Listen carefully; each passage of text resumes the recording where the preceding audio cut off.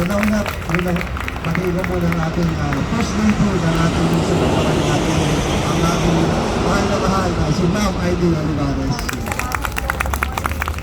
At syempre si Pastor Phil Park, ang laki kong kasama, kabentuhan. Actually, nabigay ako ni Sir Phil dahil kwentuhan kami ng kwentuhan sa opisina in the middle of the kwentuhan namin. Na-find out ko na magulo para siya magtagalog. Pinahirapan ko na sarili ko pag-English. Okay, at si Ma'am Ruth Tepe, syempre, laki ko ka-textmate, ka-callmate regarding po sa ating cleanliness. Hindi po pero Eric Olivares, darating na rin po siya. Hapon po siya. Nagpapasalamat po kami sa ganitong mga event po. Malaking tulong po ito sa aming lungsod dahil po malaki pong kabawasan sa lilinisin ng sentro. Dahil po alam niyo po ang aming katubigan dito sa lungsod ng Parañaque, grabe po ang basura talaga. Hindi po kaya ito ng LGU alone o ng SNO alone kami lang, hindi po kaya-kayanin. Kailangan po ng pagkakaisa, ng pagtutulungan po ng ating lahat po. At kaya po, andito rin kami ngayon para ipakita rin po sa inyo na kami po ay hindi sumusuko sa laban namin sa problema namin sa basura, lalong-lalo na po sa katubigan. Kaya po gusto ko rin po i-announce sa inyo na dahil kung hindi po dahil sa tulong nyo, hindi po kami magkakaroon ng parangal. Dahil po kami po nagkaroon po ng parangal sa buong NCR, nag-champion po ang News Channel sa Best Liquid Waste Management. Yan po. Nagpunta po kami ng parangal ng DNR. Kaya po, tumigil po kami sa inyo ng suporta po sa maraming partnership po with ACSWA or World Mission Society ng Church of God. Palakpakan po natin yung mga sarili at magandang umaga po sa atin yan. Thank you so much, Sir Mark. So, syempre hindi rin po mawawala ang words of encouragement ng Head of Cleanliness and Beautification and Sanitation Division of Parañaque City. So, our First Lady of Parañaque, let us welcome Ma'am Aileen Clear R. Olivares. Maraming salamat, JR and JP, the JP and R. Anyway po, isang magandang umaga po sa inyong lahat. Sa lahat po ng mga opisyales, ng mga volunteers po, ng aking I'd like to say, ino-honor na World Mission Society Church of God. Magandang umaga po sa inyong lahat. Sa lahat po ng ating mga bisita na nandito at sa lahat ng mga naniniwala na kailangan isulong po natin ang kagandahan at kalinisan po ng ating environment. Isang magandang umaga po sa inyong lahat.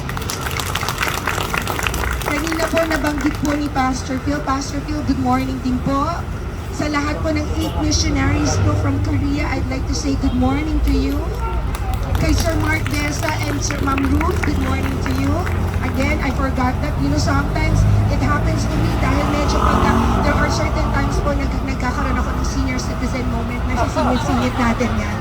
Anyway po, alam niyo po, kanina sabi po sa akin ni Pastor Phil, na ngayon lang po niya ako nakikita, but I've been around. It's just that sometimes I'm waiting for the invitation. But when the invitation comes, katulad po ng ibang mga imbitasyon na binibigay po sa akin, hindi ko po ipinilalagpas po ang mga imbitasyon na nakukuha ko sa tatlong kadahilanan po. Unang-una po, I will never ever say no to people who invite me because they make a lot of effort to invite. No, not just an effort. Thank you. Not just the effort, but also the time, the money to invite. Secondly po, ako po'y naniniwala na kailangan hindi magsasabi na I will not attend. Sapagkat malaki po ang pagkakataon po ng inyong lingkod na makapagbigay po ng alam, ng inspirasyon po sa inyong lahat. At gayon din po, maipaalam po ang programa po ng aking mga departamento na pinangungunahan at yun po ang Cleanliness, Beautification, and Sanitation as well po ang Committee on Nutrition. Thank you. At ang ikatlo po, gusto ko po laging uma-attend sapagkat ito po ay isang malaking pagkakataong ibinigay sa akin na ako po'y pinagkatiwalaan po ninyo sa madami-daming pwede niyo pong invite, ako po yung na-invite niyo.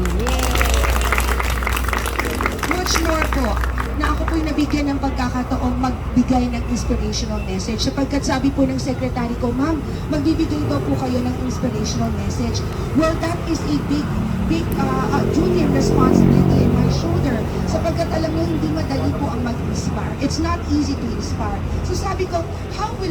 able to inspire them without me sounding too demanding and preachy at the same time, sapagkat this is a church group. Ano po?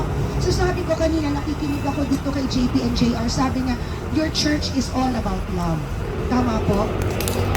It's all about the love of Father God and Mother God. Kaya sabi ko, what I'm gonna say, ang aking po inspirational message will center on love. Katulad po ng ibang mga relasyon, ang pagmamahal po at ang paglinang po natin sa ating kalikasan is all about love. Pero katulad po ng iba't ibang klase ng pagmamahal, hindi lahat bliss, hindi lahat happiness, hindi lahat honeymoon. Sapagkat marami pong mga pagkakataon that we end up sad, we end up in despair, and we end up miserable. Lalo na po kapag hindi po nagkakaunawaan at lalo na po pag hindi po natin ipinapakita ang ating pag-nurture, ang ating concern, ang ating care dun sa kabilang party. And we sometimes say goodbye to each other. Ang ating pong relasyon sa ating kalikasan ay ganun din po. Hindi po sa lahat ng pagkakataon, dapat tayo lang na mga nandito ang masaya. Dapat masaya din po ang inang kalikasan. Tama po ba? Kasi we only realize how much we love other people, how much we love some things if they are taken away from us. Correct? Kaya nga po wag natin pong hintayin ang pagkakataon na yon na mawawala po sa atin ang inang kalikasan bago po natin ma-realize na napaka-importante po pala siya sa ating buhay. Let us not wait for the day. And we have to be consistent, hindi lang po natin dapat sabihin na mahal kita inang kalikasan, sapagkat more than words, we have to show our action that we truly love our Mother Nature. Kaya po again, I'd like to take this opportunity. I'd like to thank you, our World Mission Society Church of God, dahil nandito po kayo po ay nakikipag-partner po sa Senro, sa aming pong CBS, gayon din po sa lungsod ng Parañaque, sa ating pong ama ng lungsod ng Parañaque, sapagkat hindi po namin kaya na kami po ay nag-iisa lang. Pwede po niyong impisahan sa bahay ninyo, sa pamilya ninyo, sa tahanan ninyo, but if we do it collectively, with a shared vision, with a shared mission, and with a shared commitment, we can do it with flying colors. And once again, I hope I did inspire you. Pastor Mark, sana na-inspire ko po sila. And we will see each other more. Maybe next time, hindi lang po sa paglilinis, hindi lang po sa paglilinis ng park, kundi paglilinis din po ng inyong mga barangay. Maraming salamat po.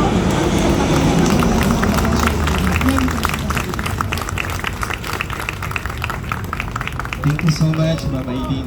So yun, tulad nga po ng sabi ni Mama Eileen na kung saan dapat hindi po dito nagtatapos yung cleanup po natin. Lahat tayo is responsibility po natin yung pagiging malinis. Simulan po natin sa sarili natin. Actually, last time, nakasama po namin si Sir Mark sa may